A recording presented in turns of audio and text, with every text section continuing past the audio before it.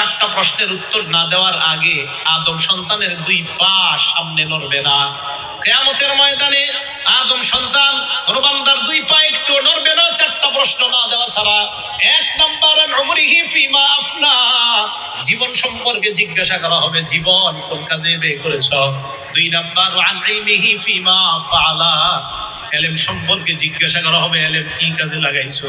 তিন নাম্বার জিজ্ঞাসা করা হবে ওয়ান মালিহি বিন আইনা ইকতাসাবা ফিমা আনফাকা, তোমার সম্পদ কোত্থেকে কামাই করেছো, কোথায় খরচ করেছো।